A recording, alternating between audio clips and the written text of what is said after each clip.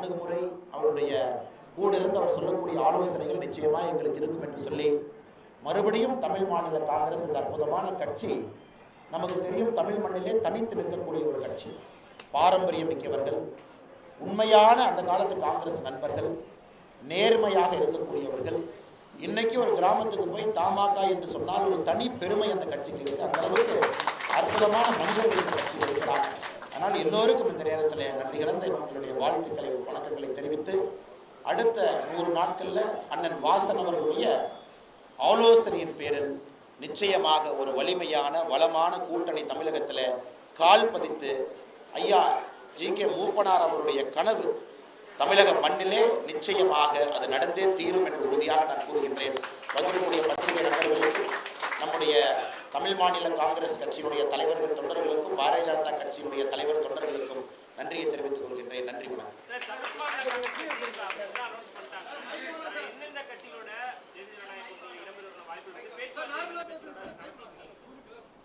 தமிழ் மாநில காங்கிரஸ் அண்ணன் ஜி.கே. வாசன் ஐயா அவர்கள் எப்பொழுதும் மோடி ஐயா கூட தான் இருந்திருக்கிறாங்க. அதனால் நீங்கள் இன்னைக்கு புதுசாக வந்து அதை பிரித்து பார்க்க வேண்டிய அவசியம் கிடையாது. ஆரம்ப நாளிலிருந்து இன்னைக்கு வரைக்கும் தமிழகத்தில் குறிப்பாக மோடி ஐயாவுக்கு ஆதரவாக ஒரு குரல் இருக்குது. ஏன்னா பாராளுமன்றத்தில் ஐயா இருக்காங்க. நீங்கள் வந்து ஒரு பகுதியை மட்டும்தான் பார்க்குறேன். இன்றைக்கி பத்திரிகைக்கு முன்பு என்ன பேசுகிறோம் அப்படின்னு, மோடி ஐயாவுக்கும் ஜி.கே. வாசன் ஐயாவுக்கும் இருக்கக்கூடிய நட்பு என்பது அது ஒரு தனிப்பட்ட முறையில் அது ஒரு பந்தம்னு சொல்லணும்னு அந்தளவுக்கு எனக்கு தெரியும். அதனால் எப்பொழுதுமே வாசன் ஐயாவை பொறுத்தவரை இன்றைக்கி ப்ரெஸ் மீட்டிங்கில் சொல்லியிருக்காங்க, அவ்வளோதான். எப்பொழுதும் அவர்கள் மோடி ஐயாவை விட்டு எங்கேயும் சென்றதில்லை. அவர் முயற்சி வேறு. இத்தனை காலமாக ஐயா வாசன் அவர்கள் எடுத்த முயற்சி வேறு விதமான முயற்சி. அதை நான் சொல்ல விரும்பலை. அது வாசன் ஐயா அவருடைய மனதிற்கு என்ன சரின்னு பட்டுச்சோ அதற்கான முயற்சியை ஒரு 6-7 மாதமாக எடுத்தாங்க. முழு மனசோடு எடுத்தாங்க. அது வாசன் ஐயா அவர்கள் பேசியிருப்பாங்க, அதற்கு முன்னாடி ப்ரெஸ் மீட்டில் பேசியிருப்பாங்க. அதனால் வாசன் ஐயா அவர்கள் எப்பொழுதுமே மோடியை விட்டு வெளியே போகலை, மோடி ஐயாவோடு தான் இருக்கிறாங்க. இன்னைக்கு இந்த நிகழ்வும் அதை உறுதிப்படுத்தும்.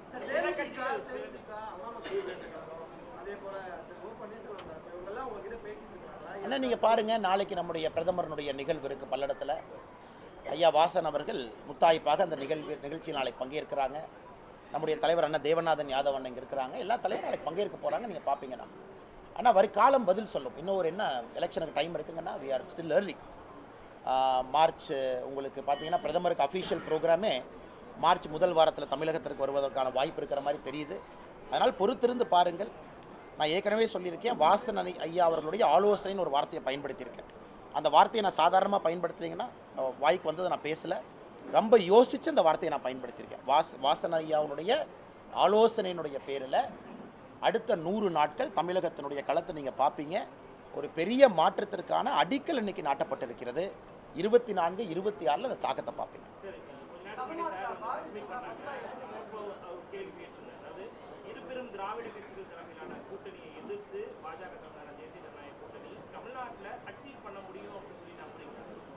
ஐயா, இதற்கு முன்பு தேர்தலில் பார்த்தீங்கன்னா நம்முடைய மக்கள் தலைவர் ஐயா மூப்பனார் ஐயா அவர்களை முதலமைச்சர் வேட்பாளராக களம் இறக்கினாங்க. தமிழகத்தில் நம்ம பார்த்துருக்கோம். அன்னைக்கு கிடைத்த ஆதரவை நம்ம பார்த்துருக்கோம். எந்த அளவுக்கு ஆதரவு, மூப்பனார் ஐயா தான் வரணும் முதலமைச்சராக அப்படி. ஆனால் உங்களுக்கு தெரியும், அன்றைக்கி காலகட்டம் வேறு, காட்சிகள் மாறிச்சு, சென்ட்ரலில் வந்து ஒரு அன்ஸ்டெபிலிட்டி இருந்துச்சு. அதன் பிறகு மூப்பனார் ஐயாவுக்கு 2வது முறையாக ஒரு மிகப்பெரிய வாய்ப்பு, இந்தியாவுடைய பிரதமராக வரக்கூடிய வாய்ப்பு. இது வந்து நம்முடைய இந்தியன் ஹிஸ்ட்ரியில், பொலிட்டிக்கல் ஹிஸ்ட்ரியில் ஒரு டார்க் சாப்டராக எப்பொழுதுமே நான் பேசுவாங்கண்ணா. எல்லா கதவும் திறந்தும் எல்லா தலைவர்களும் ஆதரவாக நின்றும், ஆனால் ஒரு சதி திட்டத்தால் அன்னைக்கு மூப்பனார் ஐயா அவர்கள் இந்தியாவுடைய பிரதமராக பொறுப்பேற்க முடியவில்லை.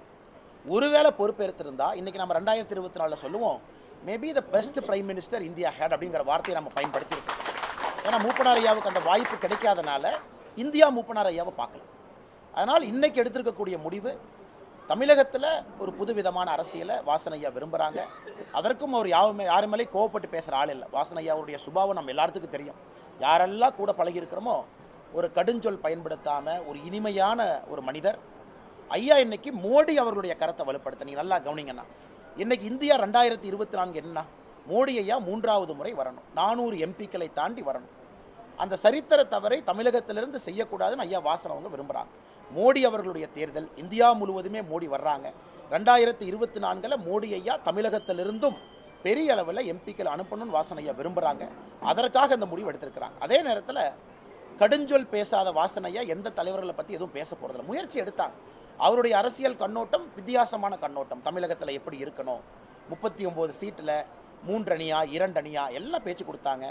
மேலே டெல்லியிலையும் நம்முடைய தலைவர்களை சந்தித்து பேசினாங்க. எல்லாமே வாசன் ஐயா பேசிவிட்டு இறுதி முடிவு. அதே நேரத்தில் என்னோட முடிவை நீங்கள் கேட்டிருக்கீங்க. நானும் 6 மாத காலமாக மாற்று அரசியல்னு பேசிக்கிட்டு இருக்கோம். இன்றைக்கி வாசன் ஐயா இதனுடைய முடிவு என்பது 2024 பாராளுமன்ற தேர்தலில் இமீடியட்டான ரிசல்ட் அதில் இருக்கும். நீங்கள் பாருங்கள். ஏன் சார் பாஜக தலைவர் சொன்னதுக்கும் நீங்கள் என்கிட்ட கேட்டப்போ நான் பதில் சொன்னதுக்கும் 99.9% ஒன்று தானே? ரைட் ரைட், அது போதும். ஏன்னா ஆலோசனை அவர்கிட்ட எடுக்கிறதுனால நீங்கள் பேசுனப்ப அவர்கள் பக்கத்தில், அவங்க பக்கத்தில் இல்லை, நானாக தான் சொன்னேன். ரைட் ரைட் ரைட், நான் அவர்கிட்ட தான் ஆலோசனை இருக்கிறனால 80ல் எதுவும் மாற்றம் இருக்காதுங்க.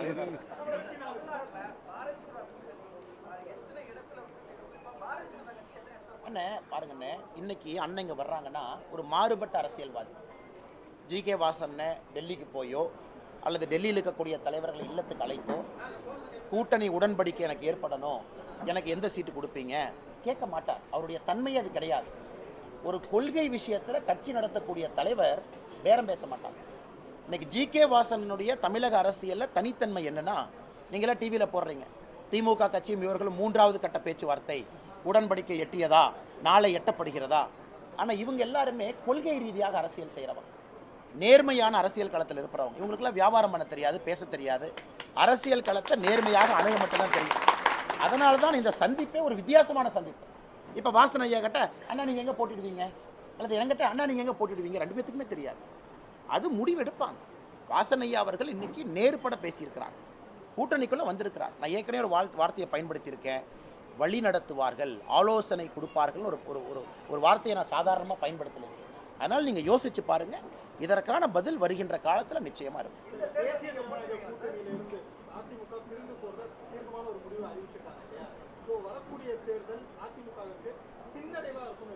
ஆனால் இன்னொரு கட்சியை பற்றி நான் பேசுவது நாகரிகமாக இருக்காதுங்கன்னா. இன்னைக்கு நம்முடைய நோக்கம் எல்லாம் நம்முடைய கூட்டணியை பலப்படுத்தணும், நம்முடைய கூட்டணி அதிக இடத்துல வெற்றி பெறணும். ஏன்னா ஜி.கே. வாசன் அண்ணன் மாதிரி நான் சில இடத்துல அதே அணுகுமுறை எனக்கு இல்லை, சில இடத்துல கடுஞ்சொல் அண்ணாமலை பயன்படுத்துகிறார் அப்படின்னு இருந்தாலும் கூடங்கன்னா, அடிப்படையில் ஐயாவுடைய விஷயம் என்னென்னா, நம்முடைய கூட்டணியை பலப்படுத்துவோம். நம்ம ஒரு ஃபோர்ஸாக இருப்போம். நாம் இங்கிருந்து எம்பிக்களை கொடுப்போம். ஒரு கட்சி வளர்வதும் தேய்வதும் அந்தந்த கட்சிக்கு விட்டது. அதை பற்றி நான் இங்கே கருத்து சொன்னால் அது சரியாக இருக்காது சார். ஏன் சார் ஸ்டாலின் உங்கள் கோட்டா ஓவர் ஸ்டாலின் ஐயா இன்னைக்கு ஒரு முடிவில் தான் வந்திருக்காரு, சீனியர் ஜேர்னலிஸ்ட். அது காலையில் சூடாக காஃபி கொடுத்தாச்சு உங்களுக்கு. அண்ணே அண்ணா இங்கே பாருங்க அண்ணே அண்ணே அண்ணே இல்லை அண்ணே 2024 அண்ணா இருங்க அண்ணா இருங்க அண்ணே அண்ணா இது ஈஸியான ஆன்சர். இதுக்கு ஆர்குமெண்ட் இல்லை, ரொம்ப ஈஸி ஆன்சர். 2024 எலெக்ஷன் வந்துண்ணே ப்ரோ இன்குபென்சி எலெக்ஷன். அதாவது 10 ஆண்டுகள் மோடி ஐயா இருக்கிறாங்க. முதல் முறையாக நாங்கள் வாய்ப்பு கேட்கல.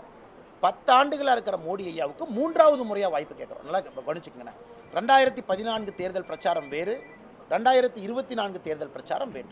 இப்போ வாசன் ஐயா பேச போகிறது, நான் பேச போகிறது, தேவநாதன் அண்ணன், அரவிந்த் பானர்ஜி எல்லாரும், விடியல் சேகர் அண்ணன் இருக்காங்க, பாஷா ஐயா இருக்காங்க, எல்லாரும் பேச போகிறது, வடிவேல் ஐயா இருக்காங்க, எல்லாரும் பேச போகிறது மோடி ஐயாவுக்கு மறுபடியும் கண்டினியூட்டி ஆஃப் கவர்மெண்ட்.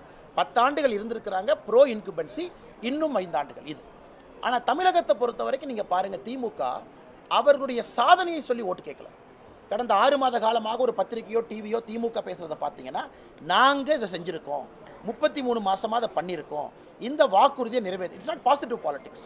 அவங்க பேசுகிறதெல்லாம் நெகட்டிவாக இருக்கிறனால நாங்கள் பதில் சொல்கிறோம். அவங்க பேசுவது அனைத்தும் போய் நெகட்டிவாக இருக்கிறனால பதில் சொல்கிறோம். ஆனால் எங்களை பொறுத்தவரை மோடி ஐயா செய்திருக்கக்கூடிய உடனுக்குடன் செய்திகளை தெரிந்து கொள்ள சன் நியூஸ் பெல் ஐகானை கிளிக் பண்ணுங்க.